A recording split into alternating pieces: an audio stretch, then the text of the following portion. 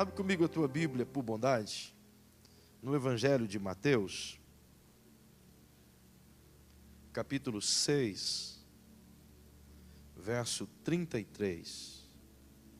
Evangelho de Mateus, capítulo 6, verso 33, diz assim: Mas buscai primeiro, ou em primeiro lugar, o reino de Deus e a sua justiça, e todas estas coisas lhes serão acrescentadas. Outra vez: mas buscai, pois, em primeiro lugar o reino de Deus e a sua justiça, e todas estas coisas lhes serão acrescentadas.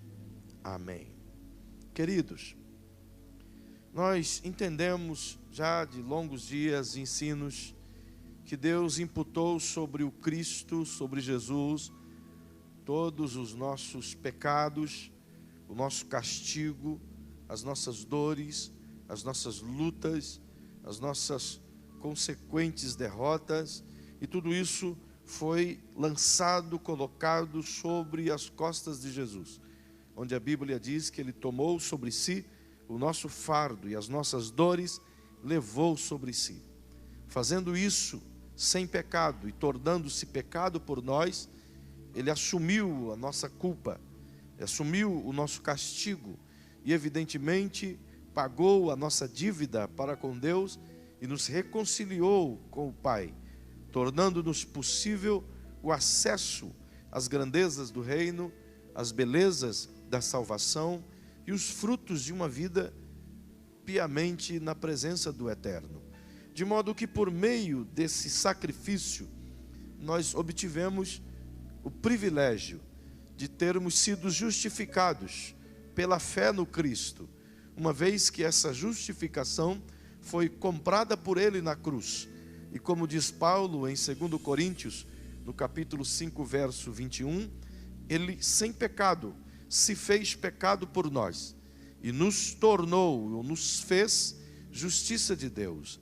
E é por meio dessa atitude de Jesus, desses atos de Jesus, que possibilitou a nós recebermos a ação proveniente de sua morte, do que é a ministração da graça sobre nós, a graça que nos levou a ter fé, a graça que por meio da fé nos levou a crer na salvação por meio do Cristo, que por meio da fé e recebendo a salvação, nós fomos alcançados pelo perdão de nossos pecados, e uma vez alcançados por meio desse perdão, fomos banhados no amor de Cristo, derramado por Deus através do Espírito Santo em nós, e assim nós tivemos o privilégio de alcançar as promessas do reino através da porta, uma vez que nós aprendemos que o caminho para o reino de Deus, do qual muito se fala, muito se prega, muito se anuncia,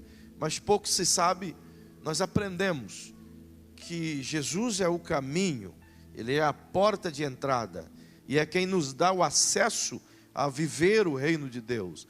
Não apenas acesso ao reino, mas acesso a viver o reino. Porque acesso ao reino é uma coisa que indica o fato de eu querer apenas o benefício do reino.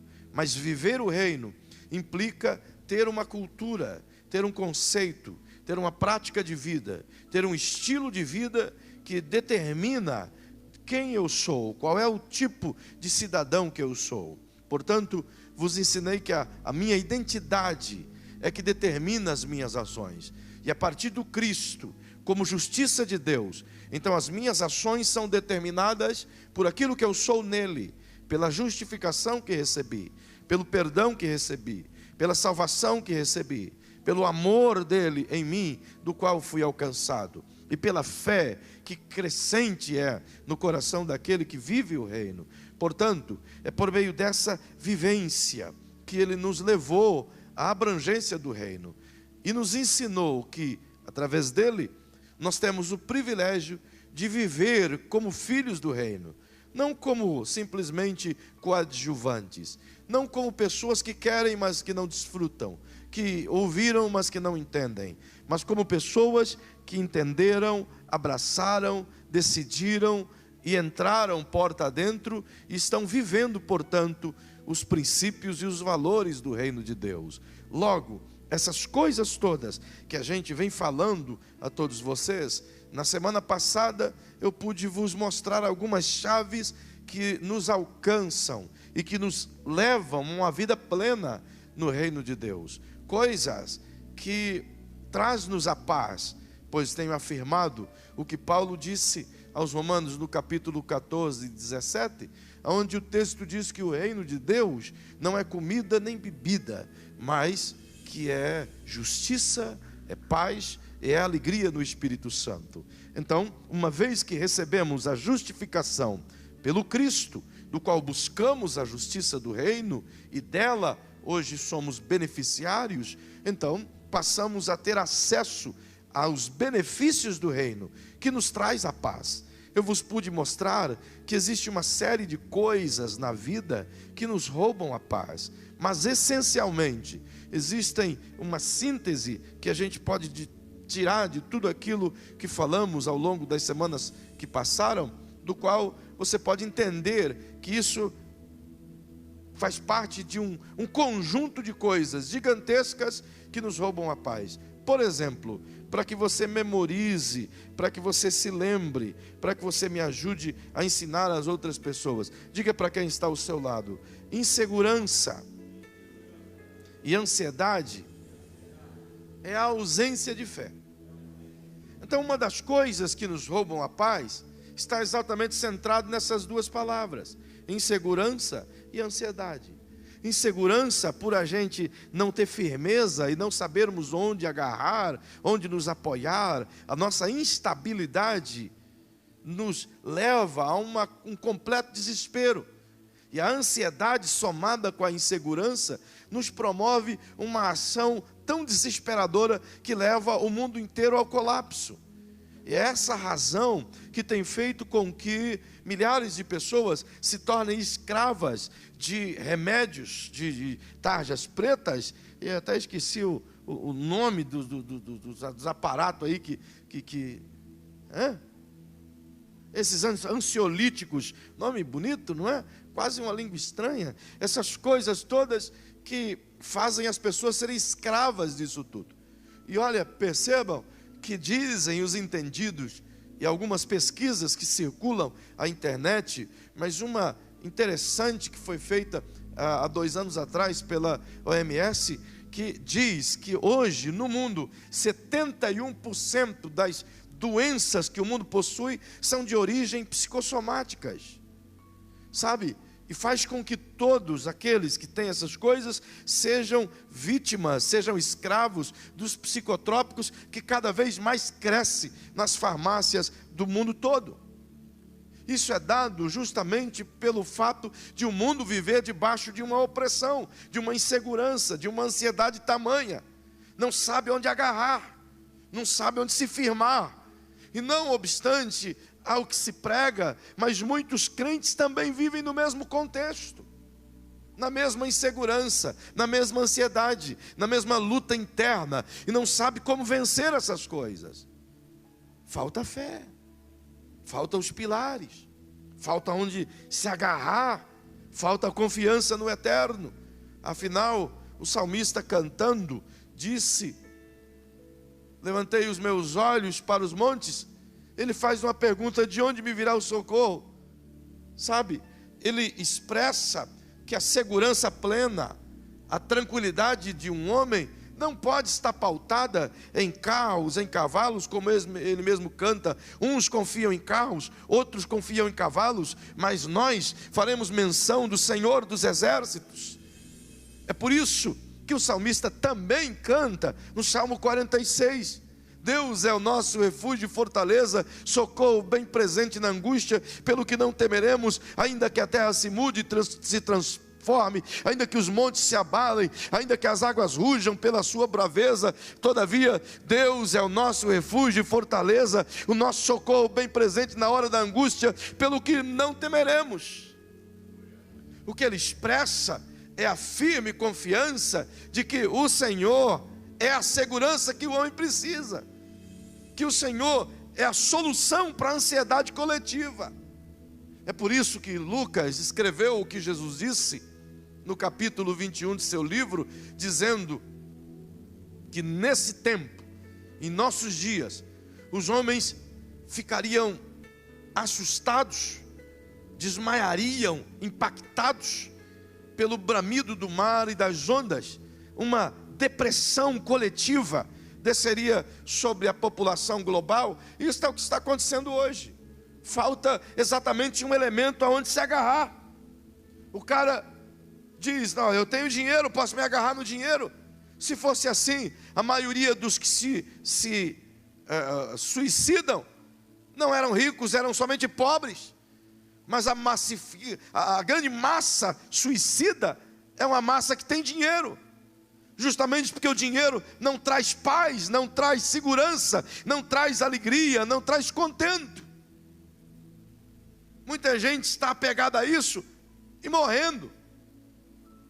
Portanto, o que falta é uma segurança inabalável que a Bíblia chama de fé. Afinal de contas, a Bíblia diz que o justo não vive por vista, mas vive por fé. O justo não vive do que vê.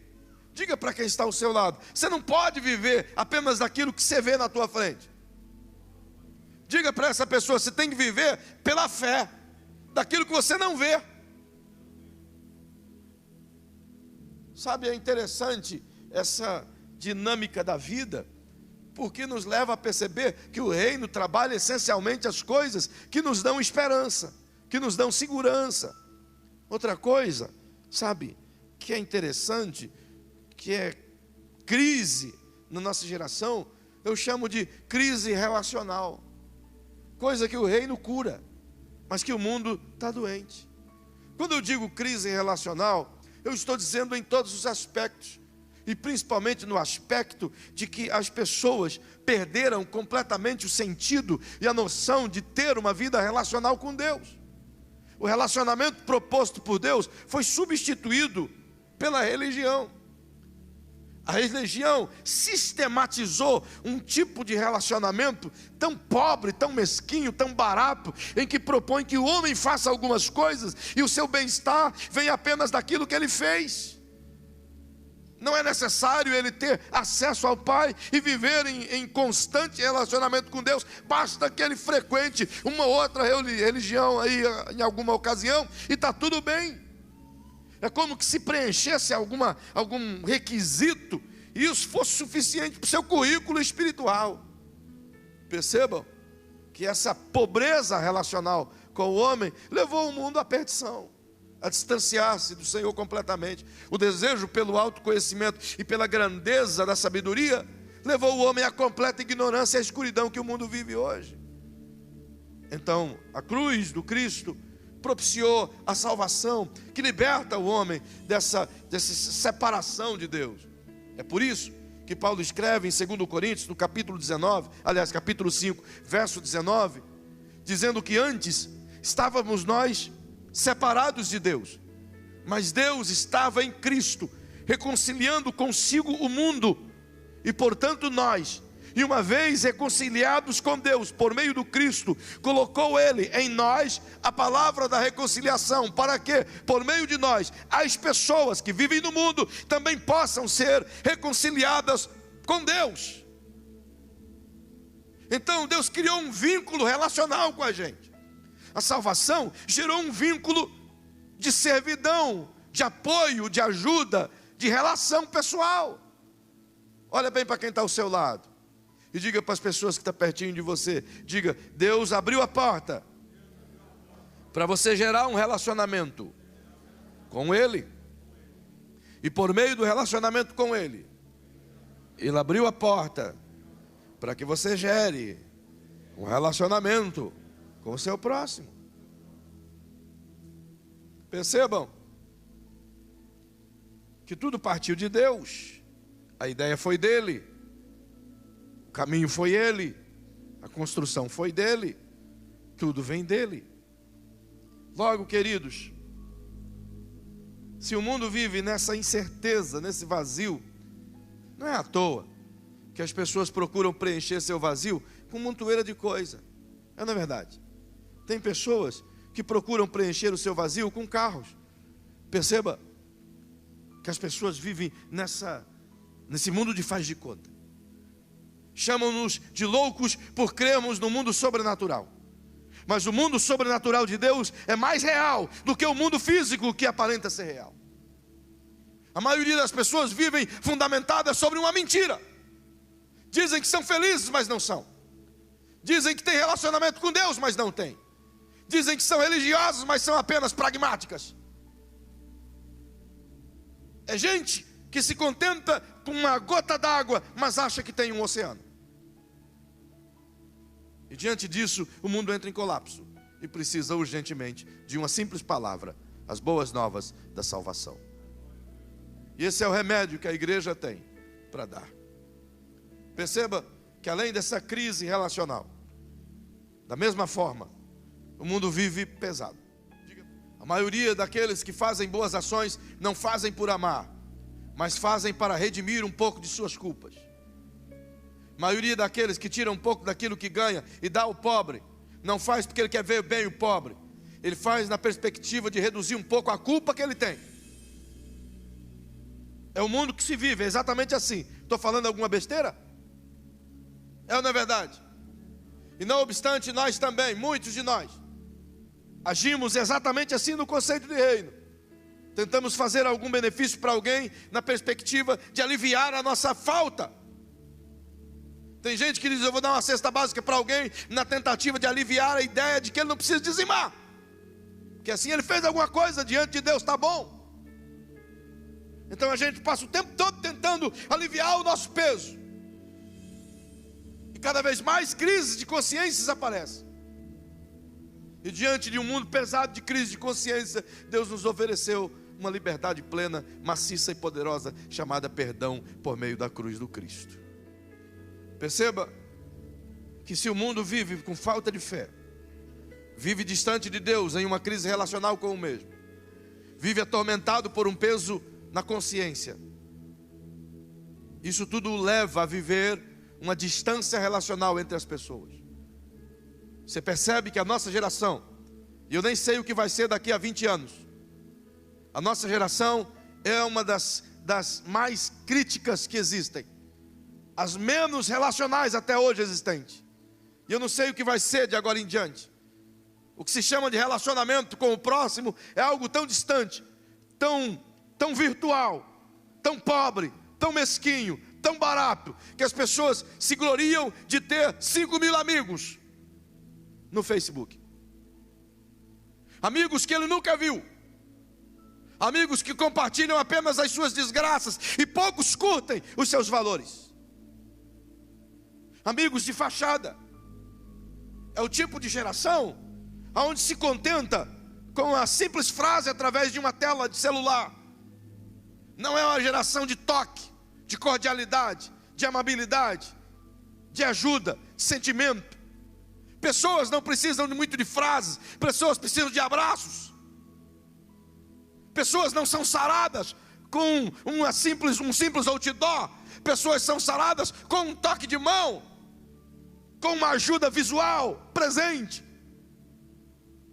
É por isso que aquele leproso de Mateus 8, ele chega em Jesus crendo que Jesus podia curá-lo, e Jesus tinha todo esse poder aparente para ele. Então ele diz: Senhor, se quiseres, pode curar-me. E Jesus, antes de curá-lo, levantou ele, tocou ele. O toque de Jesus foi mais importante do que a cura da lepra. Porque há quantos anos aquele homem vivia escravizado na sua mente sobre a vontade de simplesmente ter um abraço. E quem é que abraça um leproso? Você abraça? Pergunte aí para o bonitão perto de você. Diga: tu tem coragem de abraçar um leproso? Mas Jesus teve. Aquele homem se sentiu completamente restaurado, não apenas da sua lepra, mas de sua alma. As pessoas perderam o contato, perderam o tato, perderam a coletividade. É o mundo da individualidade. O espaço ficou delimitado, e cada um no seu quadrado, como diz aí afora. Perceba que no mundo cheio de dependência de si mesmo. A proposta de Deus é gerar sempre a interdependência. Eu preciso do meu irmão e o meu irmão precisa de mim. E é nessa proposta de vida no reino que Deus nos derramou amor. Um mundo onde se tem ódio e se tem distância de tudo isso, a chave para uma vida plena é o amor.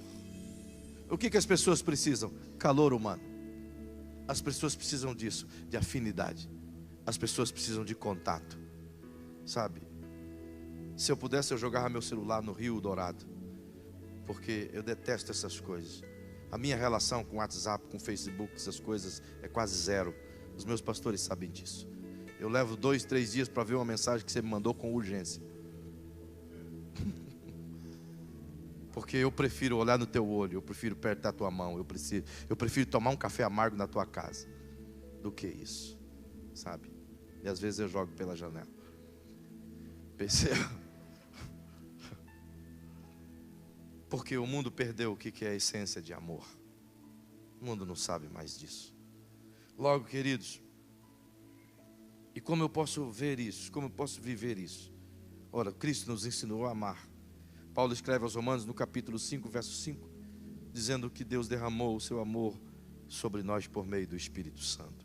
Nós somos banhados no amor de Deus. Então não temos motivo para não amar. Concorda? Não temos motivo para não amar. Perceba que dentro dessas crises todas, nós chegamos a um fator primordial que tira a nossa paz. A provisão financeira tira a paz de qualquer um. Não é verdade? Se tem uma coisa que deixa o camarada desesperado, angustiado, é ficar duro. Ficar sem nada no bolso. Se tem uma coisa que deixa o homem assustado, é o fator de ele não poder prover as necessidades básicas de sua casa, as necessidades básicas de sua família. Deixa as pessoas angustiadas, deixam elas completamente desesperadas e leva a crises relacionais, leva a ansiedades, leva a estresse, leva a depressão, leva a doenças, leva a tantas coisas. Tudo por causa do bendito dinheiro. E o que fazer? A gente entendeu que as outras coisas podem ser amenizadas pelo crer no Cristo, pelo relacionamento com Ele. Mas e a vida financeira? Como que a gente faz? Como eu posso alcançar? O versículo que nós lemos esta noite, em Mateus 6, verso 33, Jesus expressa as duas mais importantes coisas a fazer para viver uma vida em paz aqui nessa terra. As duas mais importantes regras, se é que pode dizer assim, ou princípios para alcançar uma vida de paz nessa terra, é simplesmente, diga para quem está perto de você, é simplesmente buscar o reino e buscar a sua justiça. Só isso. Não existe mais nada a fazer para alcançar uma vida próspera na provisão do reino sobre essa terra do que exatamente isso: buscar o reino de Deus e a sua justiça. Buscar viver o reino de Deus e crer na justiça. Buscar o reino de Deus e crer no sacrifício de Cristo que nos tornou justo. Então, se você entendeu isso, que o sacrifício de Cristo nos tornou justo, creu nessa palavra, então a justiça vai te alcançar. E se a justiça vai alcançar você, então esteja certo que as demais coisas serão acrescentadas. A verdade é prática e simples, porém é um pouco difícil de ser vivida. Mas ela não deixa de ser prática, não deixa de ser simples. E podemos até criar outros conceitos, podemos até criar mecanismos, escadas, mas isso não vai resolver em nada. Porque tudo que Jesus disse para viver uma vida próspera nessa terra é, em primeiro lugar, buscar o reino e a sua justiça. E em segundo, viver o que o reino propõe. Então é um conceito de vida com Deus e fé. Agora perceba que isso é muito importante. Porque alcançar a justiça no reino e a justiça nos alcançar, ela traz a nós a paz perfeita, como aprendemos semana passada. E uma vez que essa paz nos é alcançada, nos traz um monte de benefícios. Deixa eu te mostrar que paz é essa. Veja aí o que Paulo escreve aos Filipenses, no capítulo 4 e o verso 7. Veja aí na sua Bíblia. Olha o que Paulo diz. E a paz de Deus, que excede todo o entendimento, guardará o coração e a mente de vocês em Cristo Jesus. Essa é a paz que a justiça traz. A paz que excede o entendimento. A paz que nos tranquiliza. A paz que nos harmoniza. A paz que nos preenche. É o Shalom que eu vos ensinei semana passada, que traz o acesso, que livra do peso da culpa, que nos torna completo, que possibilita o bem-estar, que traz a provisão, que prospera e que nos faz crescer. É essa paz, é o Shalom, a partir da justiça divina. Então eu tenho que crer na justiça, e crer na justiça do Cristo. A paz entra em ação no meu ser.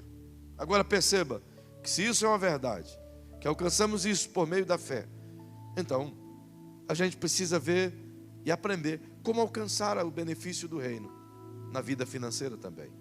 Se aprendemos o benefício do reino na fé, na salvação, no perdão, no amor, então naquilo que mais te aflige, talvez hoje, na tua vida financeira. Então vamos aprender isso aqui hoje, por bondade. O que significa a vida financeira no reino? Vamos entender primeiramente no tocante às nossas crises financeiras. Como elas vêm? Se você quiser, abre tua Bíblia comigo em Eclesiastes, no capítulo 5. E o verso 9. Proveito da terra é para todos, até o rei se serve do campo. Quem ama o dinheiro, não se fartará de dinheiro. Que coisa. Nem o que ama a riqueza, se fartará do ganho. Também isso é vaidade. Olha o verso 11. Os bens se multiplicam, também se multiplicam os que comem dele. E que proveito tem o seu dono, senão o de vê-los com os seus olhos? Ele está dizendo assim, de que adianta você amar o dinheiro? Quanto mais dinheiro você tiver, mais vai ter gente para comer, mais vai ter gente para sugar, mais vai ter gente para você sustentar. E o que vai sobrar para você é ver as pessoas se aproveitar disso tudo. Isso me faz pensar que o mundo gira em torno desse sentimento de amar o dinheiro. E a Bíblia diz que o problema não é o dinheiro. Não diz que o dinheiro é a raiz de todos os males. A Bíblia diz que o amor ao dinheiro é a raiz de todos os males. Então perceba que as crises vêm em detrimento de três coisas pelo menos. Primeira, vem em detrimento do pecado de Adão. O Adão pecou e toda a sua gente, e toda a geração, e todas as pessoas depois dele pecaram nele. Assim como o Cristo, sendo ele só, nos justificou, assim como justificou todo aquele que crê nele. Portanto, em Adão, Deus disse: Adão, a partir de hoje, o teu trabalho vai lhe causar dores, vai ter espinhos na tua terra, por causa da tua escolha. Não significa que antes da queda o Adão não trabalhava, coisa alguma, ele trabalhava. Deus não criou ninguém para ser à toa, Deus criou o homem para trabalhar. E Paulo diz que quem não trabalha também não coma. Então se teu piá não quer trabalhar, não coma. É simples assim. Perceba que por conta da escolha de Adão, Deus o colocou sobre um penoso e ardoroso trabalho. O suor do teu rosto comerás, e a terra produzirá espinhos para que te atormente. Então, por causa do pecado de Adão, nós sofremos consequentes crises. Crises de ordem financeira, crises de provisão, por causa do pecado.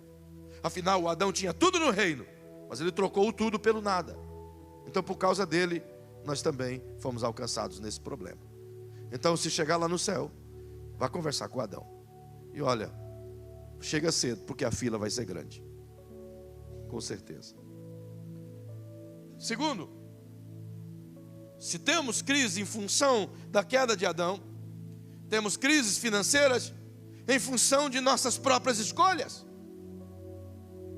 por não sabermos viver, por escolhermos viver como não podemos, por achar que podemos ter o que não podemos, por achar bonito uma camisa de marca e não poder ter e comprá-la, por achar legal ter um carro que o irmão tem e querer um igual, do que chama-se inveja, e se endivida para ter, é só de outra cor para não dizer que é igual, e a gente acaba sendo vítima de nós mesmos, e culpa o diabo. O diabo olha, eu estou numa crise, o diabo está me provando. O diabo diz: cara, eu não te dei cartão de crédito, eu não te levei na Renner, eu não te levei na Americana, eu não te levei na Cassiana, e você foi com as próprias pernas, usou o cartão com as próprias mãos, pediu limite a mais para o seu gerente, fez um papagaio a mais com o seu gerente. Eu não tenho nada a ver com o peixe. Então nós criamos muitas de nossas crises. A maioria de nossos problemas econômicos é por nós mesmos, por conta de nossas escolhas, dos nossos gostos. Terceiro, pela nossa maneira de administrar. Se administramos mal, então obviamente que a conta vai chegar. Concorda? Se a gente comete erros administrativos, evidentemente alguém vai ter que pagar a conta. E não adianta culpar o sistema, é nós mesmos. Teve uma época da minha vida, já como pastor, que olha, graças a Deus, há uns 5 anos o Senhor me libertou disso. Eu me tornei cliente preferencial número 1 do Serasa. Sabe, eu era cliente number 1. Sabe, Gold, cliente Gold do Serasa. Eles não podiam ficar sem mim. Foi uns 10 anos assim. Mas eu ganhava 10 e eu gastava 30. Como? Então eu tive que me buscar socorro e aprender a cuidar da vida, porque ela me faz testemunhar de quem eu sou no reino. Perceba que as crises não são motivadas apenas pelo governo, ou pelo Adão, ou pelo teu vizinho, ou pela Magazine Luiza, ou pela empresa que vendeu o teu carro. É motivada por nossa forma de agir, por nossa maneira. Agora, no tocante às nossas provisões diárias, aí você pode perguntar: tá, e Deus, onde que entra tudo isso? Vem comigo, por favor, para você ver onde Deus entra. Vem comigo no Salmo 115, vou te mostrar algumas coisinhas. Salmo 115, verso 16. Vai acompanhando o raciocínio. Os mais altos céus são do Senhor, mas a terra deu-a Ele aos filhos dos homens. A terra é toda nossa. Tudo que está aqui, Deus deu para os homens administrarem. Se não sabemos administrar, não é problema de Deus. Ele deu a terra com todos os recursos para nós, e nós a perdemos. Agora perceba o que diz o pregador em Eclesiastes capítulo 9. Vem comigo por bondade. Capítulo 9, verso 11. Olha o que o texto diz: observei ainda e vi que debaixo do sol não é dos ligeiros a carreira, nem dos fortes a peleja, nem tampouco dos sábios o pão, nem ainda dos prudentes a riqueza, nem dos entendidos o favor, mas que a ocasião, em algumas versões diz a oportunidade, e a sorte ocorrem a todos. O mesmo texto diz que o sol brilha sobre todos, que o bem e o mal estão sobre todos. A mesma sorte que tem o que prospera, tem você que não prosperou. A mesma sorte tem o que se deu bem, tem eu que não me dei bem. A mesma sorte tem aquele que nasceu ontem, quanto aquele que nasceu há 30 anos atrás. Deus dá o sol para todos, a chuva para todos, a bênção para todos. assim como deu a terra para todos, para que dela possa viver.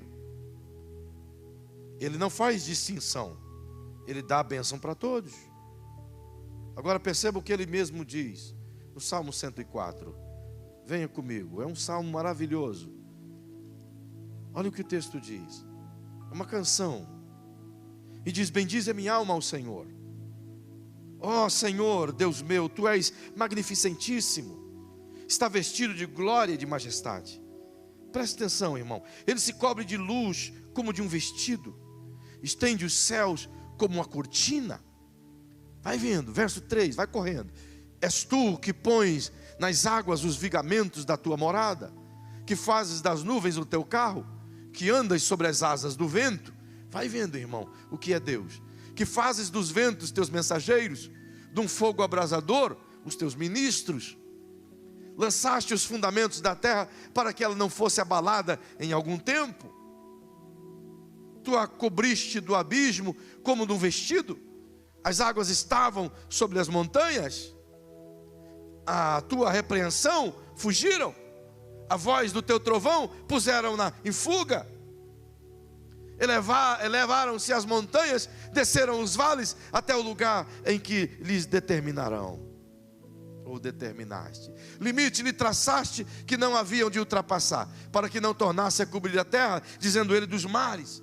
Então Deus cobre a terra com os mares, estabelece com a sua voz, dizendo: até aqui você vem e daqui você não passa. És Tu que nos vales fazes repentar as nascentes, que correm entre as colinas, a água potável. Dão de beber a todos os animais do campo, ali os asnos monteses matam a sua sede.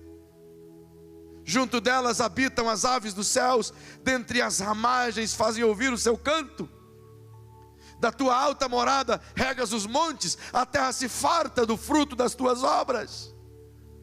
Fazes crescer erva para os animais e a verdura para o uso do homem, de sorte que da terra ele tira o alimento.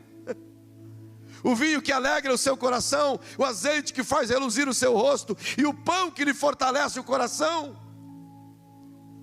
Saciam-se as árvores do Senhor, os cedros do Líbano que Ele plantou,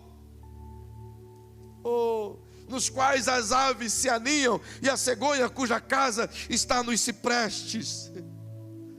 Os altos montes são um refúgio para as cabras montesas, e as rochas para os querogrilos.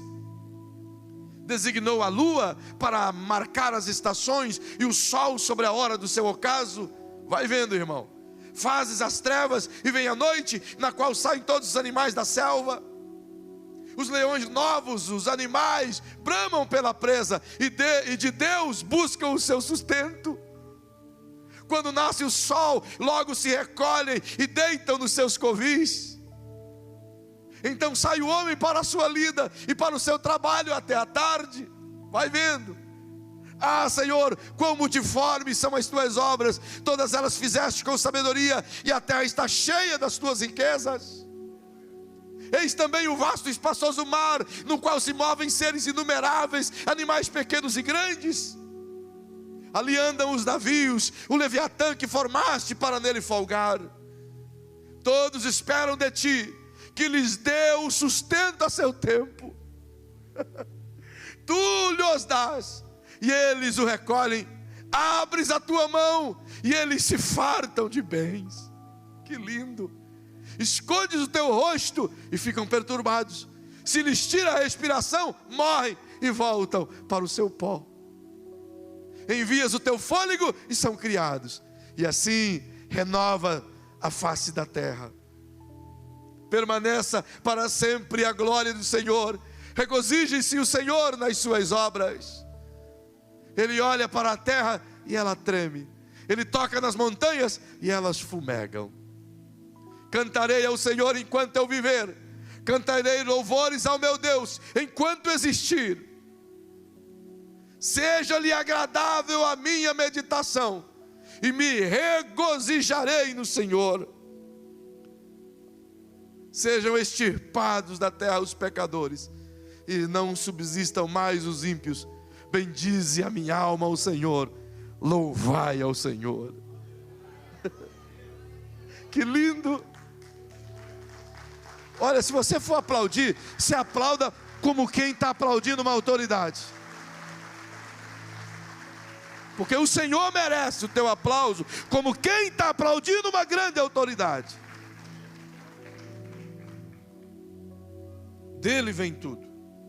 Ele dá tudo aos homens. Tudo Ele que provê. Como, pois, escapar dele? Como pode o homem dizer não a Deus? Perceba que isso Ele faz a todos, indistintamente. Todo ser humano. Mas aos filhos do reino, Ele deseja um pouco mais. Então vai comigo correndo na sua Bíblia. Lucas capítulo 12, verso 32. Correntinho. Não temas, ó pequeno rebanho, pois o vosso Pai agradou dar-vos o reino.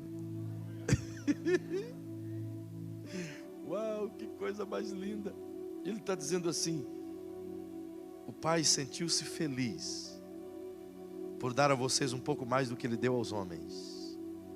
O Pai sentiu-se feliz por dar a vocês o reino dEle, para desfrutar das coisas do reino dEle, para alcançar os benefícios do reino dEle.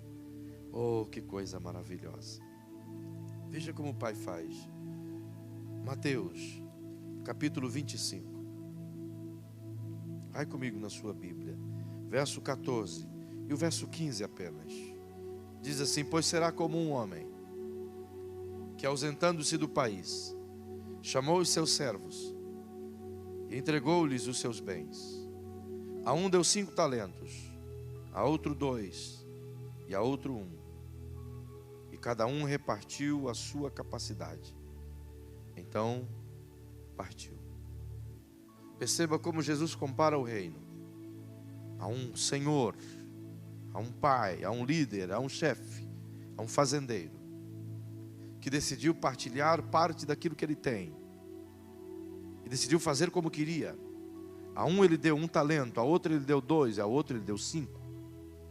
O que eu quero lhe chamar a atenção aqui é que Deus, aos filhos do reino, no qual Ele agradou a dar, no qual Ele agradou que os filhos usufruam dos benefícios do reino, o Pai vai colocar nas mãos destes os seus valores, os seus benefícios, a sua riqueza, a riqueza do reino.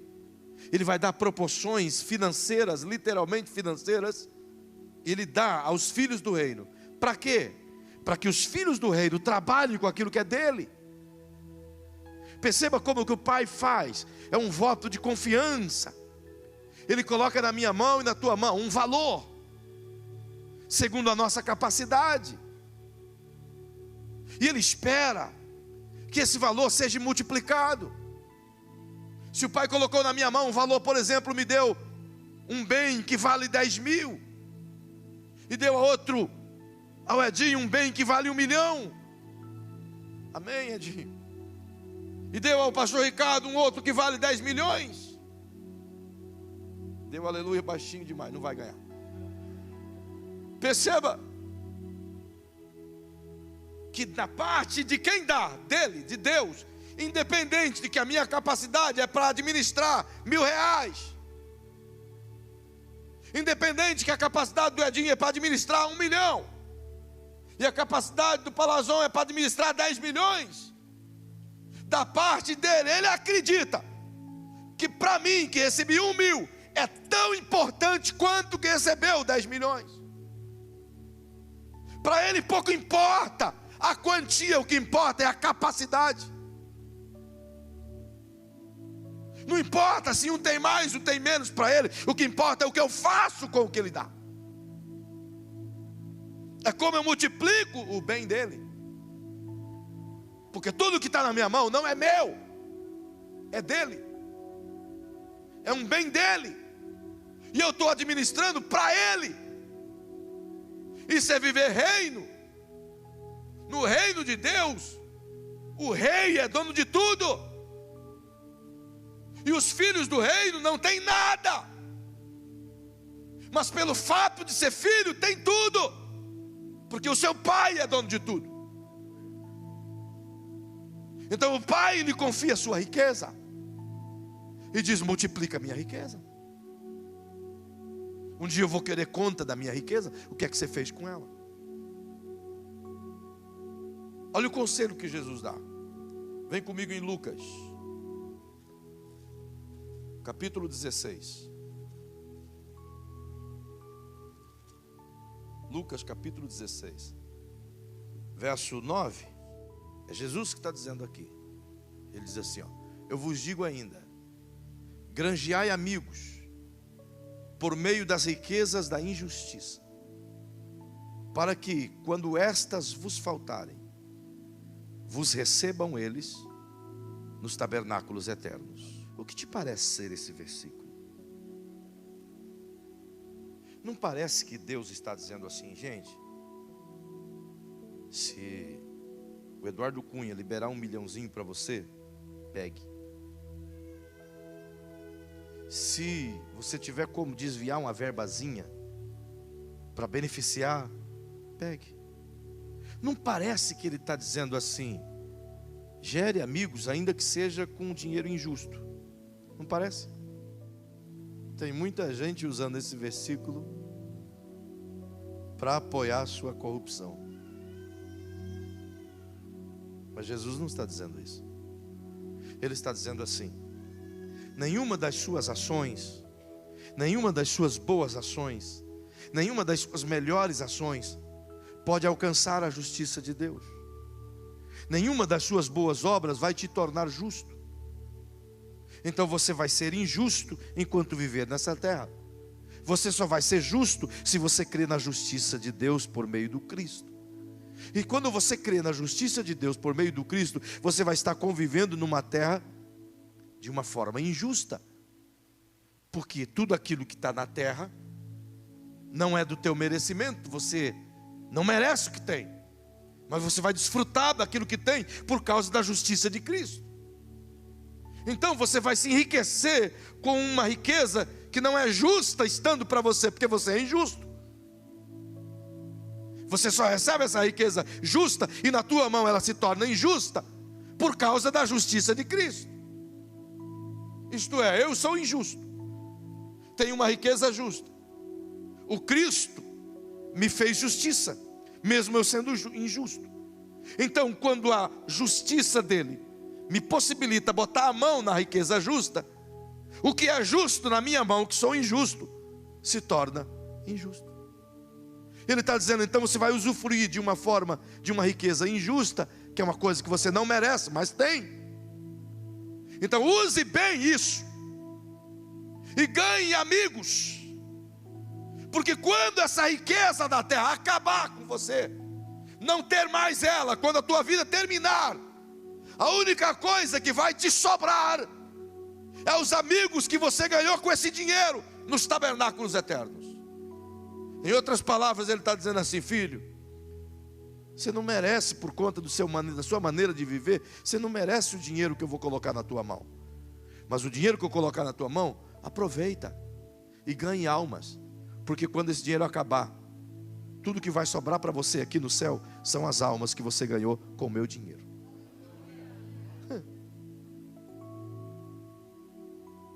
Olha como ele é bom. Para mim não chegar vazio lá em cima, ele coloca o valor na minha mão e diz: faz alguma coisa com o meu dinheiro, para tu não chegar de bom abanando lá em cima. Olha para quem está ao seu lado, diga assim: você acha que tudo que você tem é seu? Diga se você acha. Diga se você acha que tudo que você tem, que tudo que está na tua mão te pertence, então você não faz parte do reino. Simples assim. Você não é filho de Deus. Não é. Você não é filho do reino. Se a tua mente, se o teu coração ama mais o seu dinheiro do que a Deus, você não é filho dele. Então tem que se converter hoje a ele. E tudo que é teu passar a ser dele. Ele administrar a sua vida. Ele administrar os seus bens. Ele administrar os seus valores. ou então eu tenho que parar de chamar Ele Senhor. Tu és meu Senhor. E Ele diz, não sou não. És, não sou. E Ele diz, não sou, porque você não faz o que eu mando. Eu vou ser seu Senhor quando você fizer o que eu mando. Perceba que isso é muito grave. Depois que você entender esse negócio aqui, meu irmão, que eu tenho para ensinar, eu acredito que pela fé você nunca mais vai ficar quebrado. Diante de Deus eu te digo isso. Se a gente conseguir acreditar no que eu vou te ensinar, você nunca mais vai ter falta de dinheiro. Eu te desafio, irmão. Eu vou te desafiar. Eu queria continuar, mas não dá não. É melhor eu deixar para outra semana. Mas eu vou te responder algumas coisas que você talvez nunca imaginou. Eu vou te mostrar alguns princípios e alguns valores bíblicos que você não tem a menor ideia de que isso existe na palavra. Eu vou te mostrar como que Deus vê, como que Deus observa os nossos gastos. Eu vou te mostrar como que Ele sente quando a gente utiliza o dinheiro dele de uma forma irregular. Eu vou te mostrar de quem é a ideia de dizimar. Eu vou te mostrar, irmão, o que acontece na vida daquele que dizima fielmente. Eu vou te mostrar o que causa isso aqui e o que causa isso lá, no céu. Eu vou te mostrar o que isso causa na sua vida financeira, mas o que isso causa na sua vida espiritual. Vou te mostrar. Eu vou te mostrar a questão de oferta. Depois que você entender isso, meu irmão, você vai olhar as coisas de Deus de uma visão tão clara, que talvez alguns aqui vão ficar meio doido como eu sou. Sabe? Porque viver no reino exige de mim a competência da fé. Viver como filho de Deus, para receber as benesses do reino, os benefícios do reino, eu não posso querê-lo em parte. Eu preciso querê-lo como um todo. Guarda isso no seu coração. Deus nunca vai pedir a você algo que Ele não tenha dado. Isso quer dizer que Deus não espera nada de você que antes Ele não tenha preparado para você fazer. Tudo que Deus te pedir é porque antes Ele já te deu. É por isso que Paulo escreve aos Coríntios, em 2 Coríntios 9 e 7, dizendo que Deus dá a semente ao que semeia. Se você quer semear, você precisa de semente. Mas se você não quer semear, você não precisa de semente. Então escuta bem, Deus só faz uma pessoa próspera para atingir os propósitos dele. Você vai entender ao longo disso que eu vou ensinar, que provisão financeira está intimamente ligada a propósito. Deus nunca vai financiar os valores do reino para você sem que isso esteja associado aos propósitos dele. Do contrário, você vai ter direito às bênçãos que Ele deu a todos. Existem dois patamares aqui. Um que Ele deu a todos, que todos têm direito. E um que Ele quer dar àqueles que são filhos do reino. Esses precisam crer e viver como tal, filhos. Então aquilo que este receber é com um propósito específico. E talvez você diga, ok, pastor, ok. Mas e se eu não quiser isso de Deus? E eu quiser viver apenas aquilo que Ele dá a todos, uma vez que a sorte é para todos, o sol é para todos, a bênção é para todos, eu posso enriquecer também como o ímpio enriqueceu? Pode, não há problema nenhum nisso. Porém, você vai estar enquadrado exatamente no contexto de Eclesiastes 5. Riqueza sem propósito. Tudo vai acabar. E você vai chegar no final da vida e dizer o que diz o pregador. Tudo isso era vaidade, de aflição, de espírito. Mas quando você entender os princípios do reino, você vai ver que nas mãos de Deus R$1 pode fazer uma diferença gigantesca na sua vida. Não porque você tem que fazer para Ele fazer, Não, porque Ele fez primeiro para você fazer depois. Isso não é Novo Testamento, isso é Antigo Testamento. Se você for ao Antigo Testamento, a Gênesis capítulo 7, você vai ver Deus dando uma ordem a Noé. Noé, enche a arca de animais. Vou mandar um casal de cada. E mandou. No capítulo 9, Noé sai da arca. E a primeira coisa que o Noé faz, ao invés de ir trabalhar, é fazer um churrasco. Fez um grande altar e fez um churrascão para Deus. Ele matou alguns animais. Talvez fosse um pterodáctilo, um dinossauro rex. Não foi.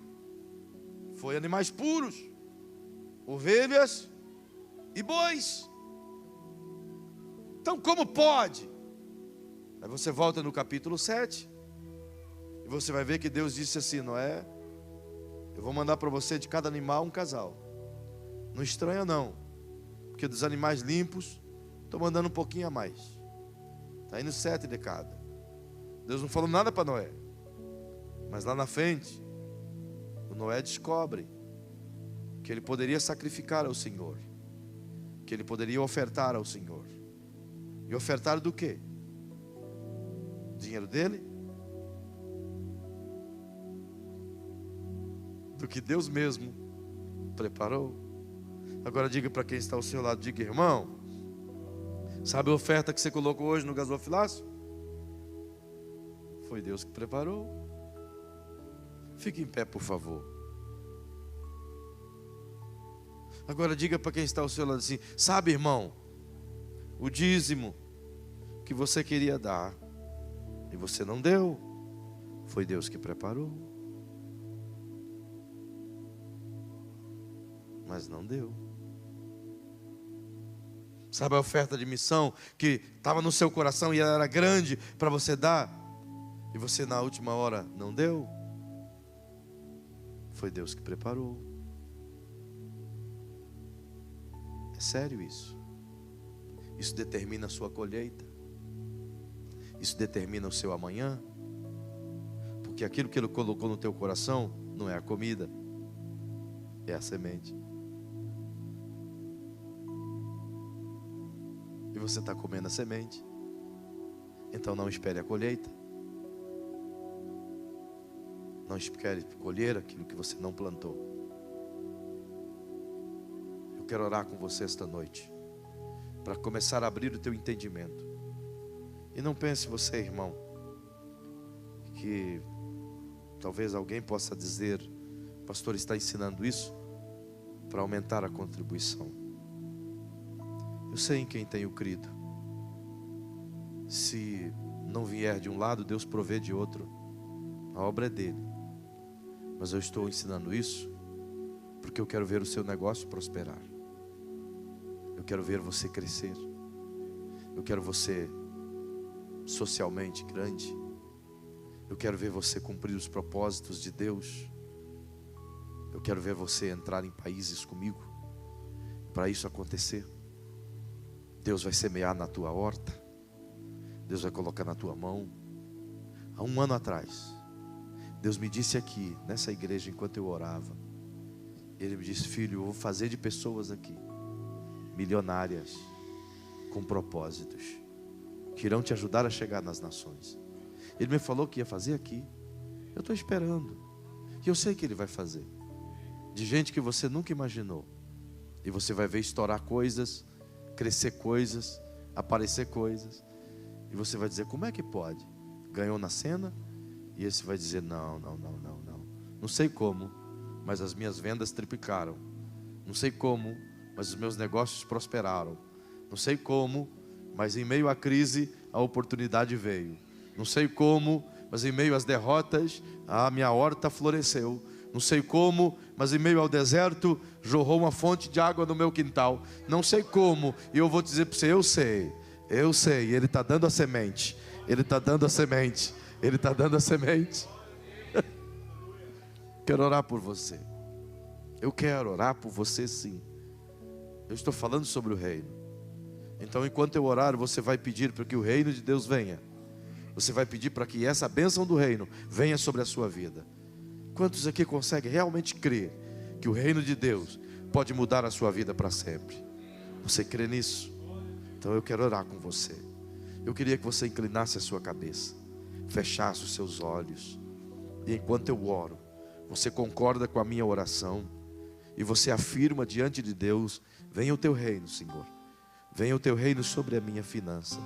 Venha o teu reino sobre a minha casa. Venha o teu reino sobre os meus clientes. Você afirme isso enquanto eu oro, enquanto eu concordo com você. Eu sei que Deus quer fazer uma grande coisa na sua vida.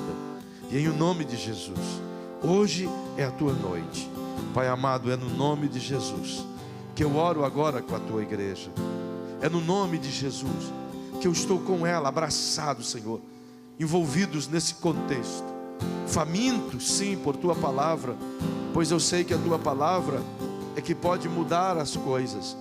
Eu sei que a tua palavra começou a me ensinar que eu preciso mudar a minha mente, que Jesus ensinou, meu Pai, que para que o reino viesse na minha vida, eu precisava mudar a minha mente, mudar o meu jeito de pensar, e pensar como Deus, e agir como Deus.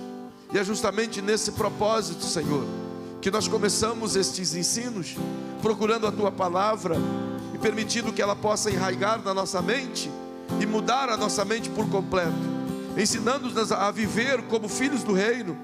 Eu sei que isso é possível pela tua palavra, e não é achismo, Senhor, não é teologia, não é nada disso, é a tua palavra. E se a tua palavra diz, eu creio. Se a tua palavra afirma, eu creio.